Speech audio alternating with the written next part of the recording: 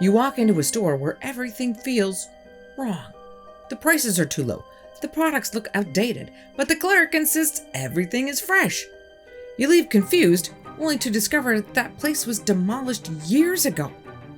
If this has happened to you, you've just experienced a time slip. I'm Carol Ann. Welcome to the InBetween.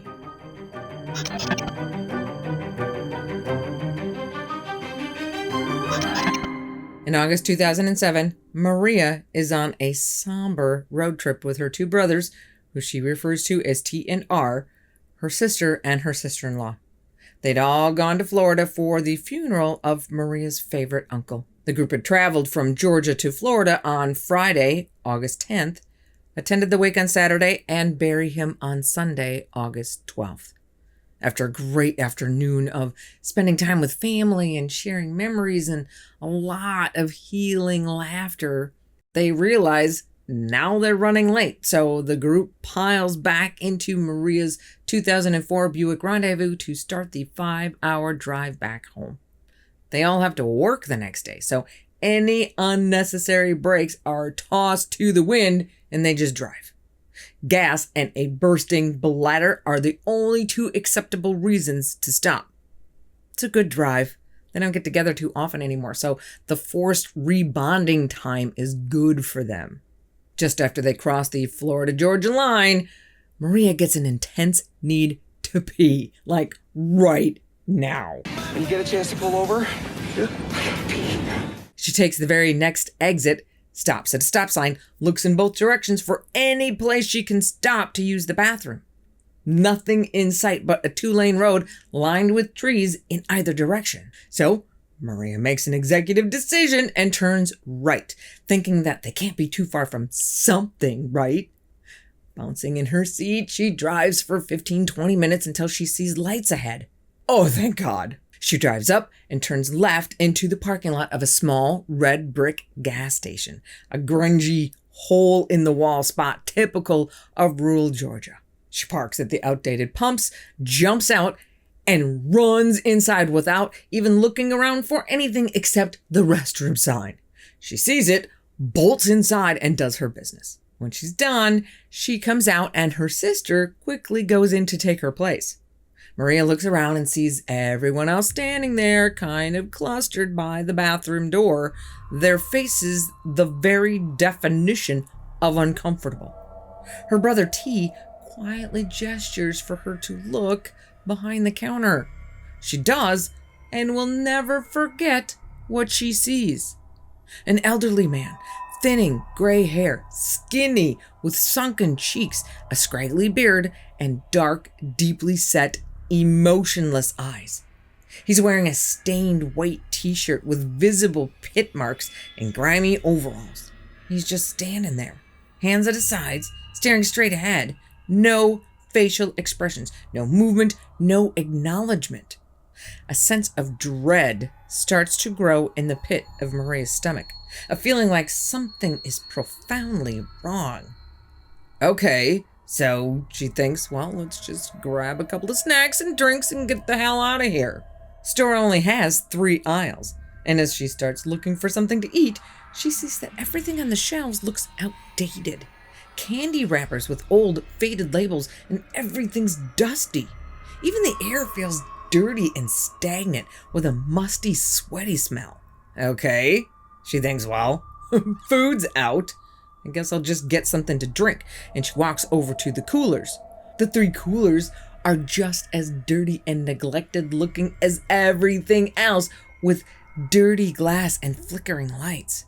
Overwhelmed by a roller coaster drop sensation in her stomach, Maria waits for her sister to finish in the bathroom, grabs her hand as soon as she steps out, and they all bolt to the car without buying anything.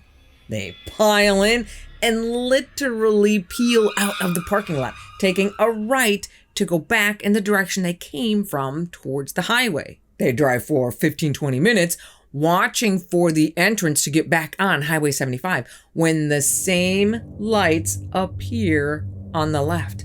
The exact same gas station.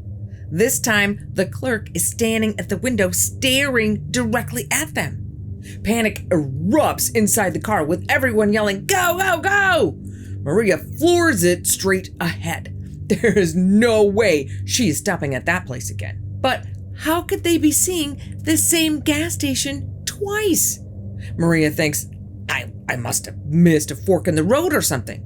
So they drive on for another 15-20 minutes, still looking for the highway, with everyone in the car about a hair trigger away from a full-on freak out when they see a break in the trees ahead. As they get closer, they see it is the same station. But this time it's different. It's completely abandoned. The only light around is coming from a streetlight. The windows and doors are boarded up. Ivy is growing over the entire building. Half the roof is caved in and the pumps are gone. No one has been in that building for years. But as they all look on in shock, they all see them. The fresh tire marks on the pavement where they had peeled out less than an hour ago. Everyone in the car starts freaking out and Maria just floors it. And lo and behold, they hit the highway in just 5 minutes. The remainder of the trip is quiet but uneventful and they all make it back home. Life moves on, but Maria never forgets that trip. Who would? But she really couldn't let it go. She even tried going back to find that building, taking different exits and driving for 20 minutes or more in each direction, but she never saw it again. A decade of development in the area certainly didn't help matters any. She knew if it was ever there, it's probably a parking lot or a strip mall by now. But she still couldn't let it go. Fast forward to March of 2025, and Maria is still trying to get answers. She emails her story to Ashley of Ashley Inc. on TikTok and YouTube, who's a really good teller of creepy stories. You guys should check her out. I'll put a link to her YouTube channel in the description. Ashley reads her story on her TikTok channel and it goes viral. Now, as if that story isn't unbelievable enough, just wait. So Ashley shares Maria's story and everything blows up. And Ashley is getting tons of emails from people telling her about their nearly identical experiences in what sounds like the same place. That in and of itself is mind-blowing. But then Ashley gets a very special email. This email is from a man who calls himself John Doe, who tells Ashley, "I think the old man at that gas station was my dad." What? He goes on to tell her that back in the mid-'80s, his dad, who was a Vietnam vet with PTSD issues, had problems with drugs and alcohol. John's mom gave his dad the ultimatum: stop or leave. So he stopped. But one night in 1984, he came home from his late shift job at the gas station just off SR 378 in Valdosta, looking absolutely freaked out, and tells his family that he just saw ghosts from the future come into the gas station. John's mom, not believing a word he's saying, thinks he's fallen off the wagon and tells him to get out. So he does. He packs his bags and leaves. John does not see him again for another 16 years. As John gets older, he decides to rekindle that relationship and gets in contact with his dad. As they get to know each other again, John can't help but ask him the question that's been on his mind for all of those years. Why did you start drinking again? His dad doesn't even hesitate and tells John, "I didn't. I saw what I saw." And not one drop of alcohol was ever involved. John's dad has since passed away, but John manages to find a picture and email it to Ashley. And Maria says she's about 95% sure that the man in the picture is the man she saw behind the gas station counter that night 18 years ago. The man in the picture looks pretty happy and healthy, while the man Maria saw was much more sickly looking. But doesn't take a genius to know what a substance addiction can do to a person. So taking that into account, Maria pretty much says, yeah, that's him. And can't help but break down in tears as the emotional flood that washes over her. After 18 years of wondering she now has proof. May not be proof for anyone else, but it's proof for her. Not just for her. Even though John's dad passed away in 2001, he now has the comfort of knowing that his dad really was telling the truth the entire time. Although comfort is probably not the right word, because he also struggles to come to terms with the idea that he cut his own dad out of his life for 16 years when his dad was telling the truth and never broke his promise never to drink again. But if nothing else, he and Maria can move forward from here, knowing that God only knows how it happened, but that it did really happen. But theirs is not the only time slip story we have today. It's not even the only gas station time slip story. In the fall of 2018, Reddit user OilBurner75, let's just call him Joe, was on a road trip to Ackworth, Georgia, which is also on Highway 75, but the complete opposite end of Georgia from Valdosta. He's there to pick up some fenders for a truck he's restoring. He meets the parts seller in the parking lot of the Publix in Ackworth on Baker Road, and gets his fenders as planned, but decides it might be a good idea to stop at the gas station right next door and fill up before getting back on the road. Joe goes into the station and sees that everything is off, just slightly different. He goes to the counter to prepay for his gas and notices the tobacco products didn't have warning labels all over them. And the logos and everything looked different, maybe dated.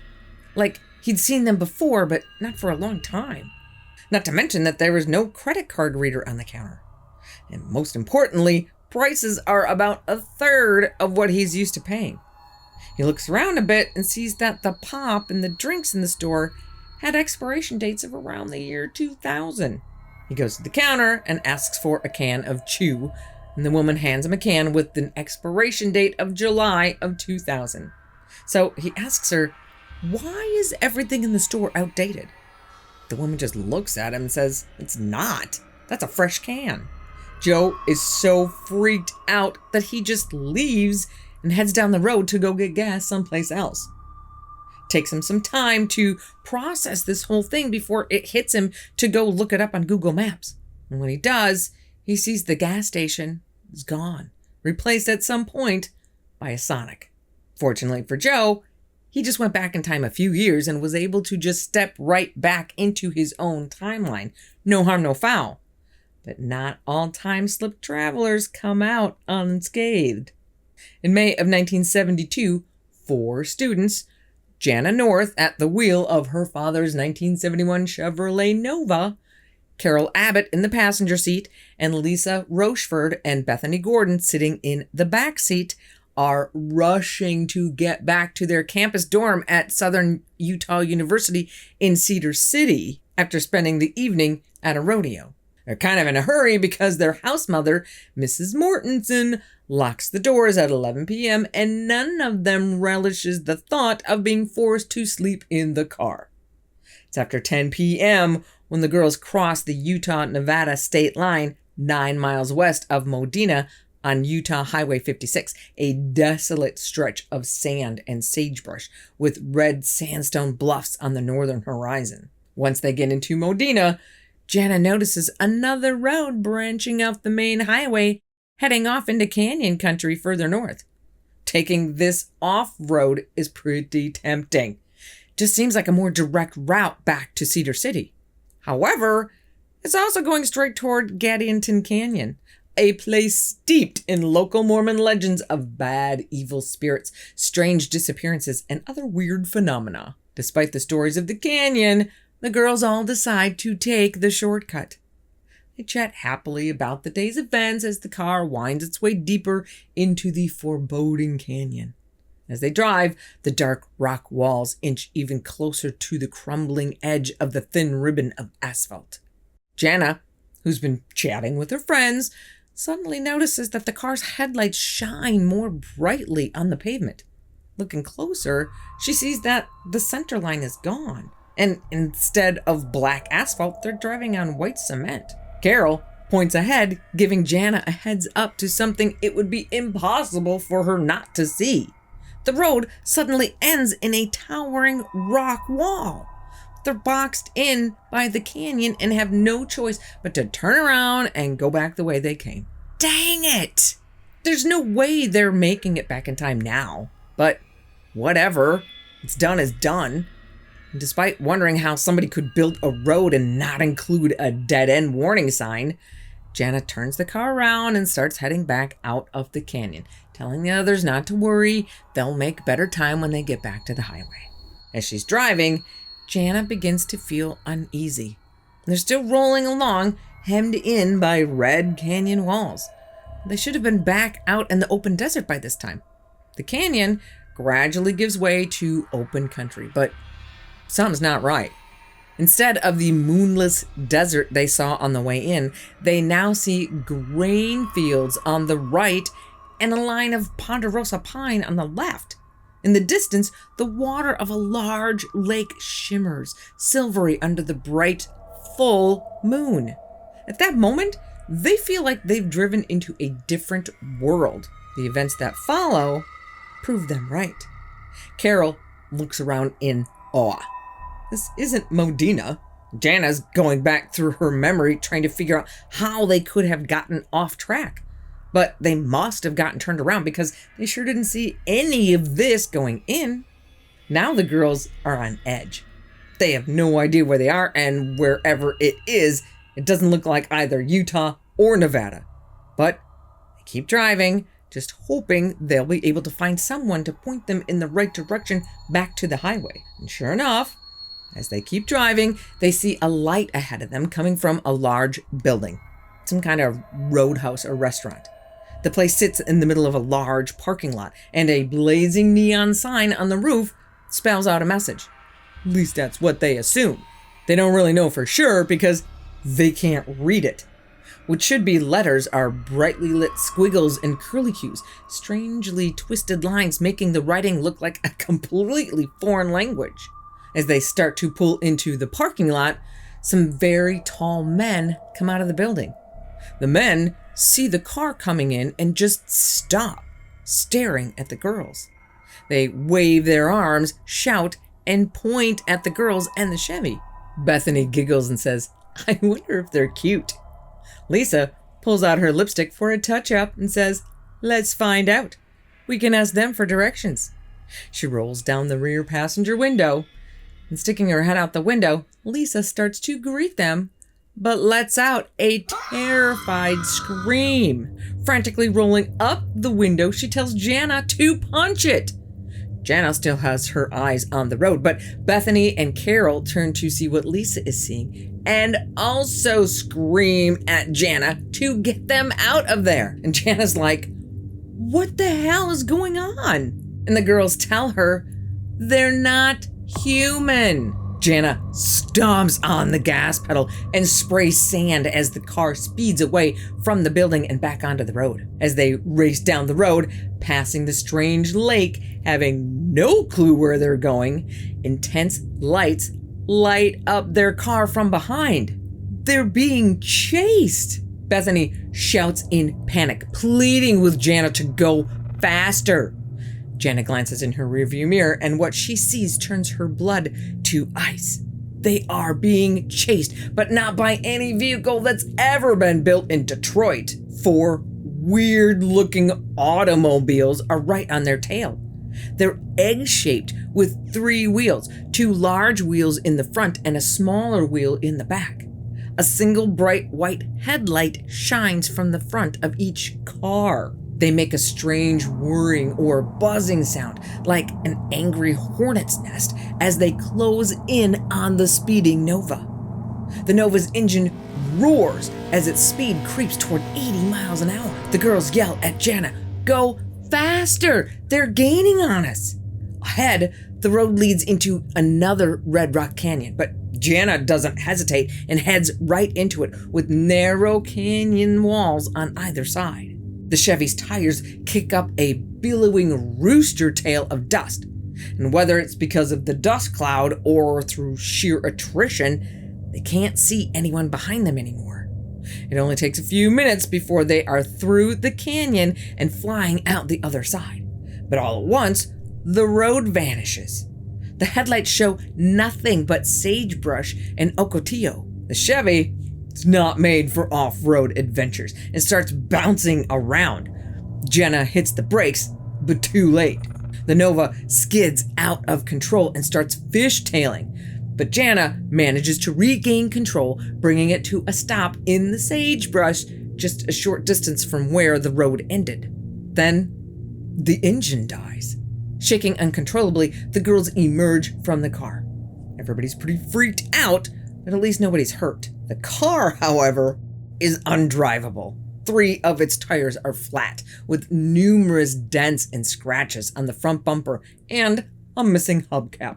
Jana takes one look and says, "Dad's gonna kill me." Lisa, however, is near hysterical. She sits on the ground, hugging the knees of her bell-bottom jeans, repeating over and over again, "They aren't human." Okay, so the car's a brick, and they have no idea where they are, or if these things are still looking for them. So the girls all climb back in, lock all the doors, and wait for daylight. Once the sun is up, they start walking. And they only have to walk a couple of miles before they find the familiar blacktop of Highway 56. An hour later, they flag down a cruiser of the Utah Highway Patrol and tell their story. Utah State Trooper Vic Lundquist diligently takes their statements. He takes the girls back to their car and looks around, not sure if he's looking for evidence that they're telling the truth or that they're crazy. And right away, he sees that the tire marks begin about 200 yards from where the car came to a stop, with no tire marks at all leading from the main road, as if the cars just suddenly appeared in the middle of the desert. There are no tire tracks showing where the Chevy left Highway 56, and no one can explain how they got nearly 2 miles north of the highway without leaving any physical trace through the rough desert terrain. And no trace of the Chevy's missing hubcap is ever found. So, the moral of all these stories? If you're planning a road trip anytime in the future, make sure your phone is charged at all times and your camera lens is clean, because you never know what strange adventures could end up in your scrapbook. Now I'm nervous. The InBetween family might be taking a road trip this fall. I don't know that that's going to happen, but if it does, I promise I will keep my phone charged and at the ready, just in case we make the slip into a time and/or place that isn't ours. If you're as addicted to these time slip adventures as I am and want to hear more, click right here. I'll bet dollars to donuts you won't want to miss any of these stories. Be careful out there, and I will see you here again on the InBetween.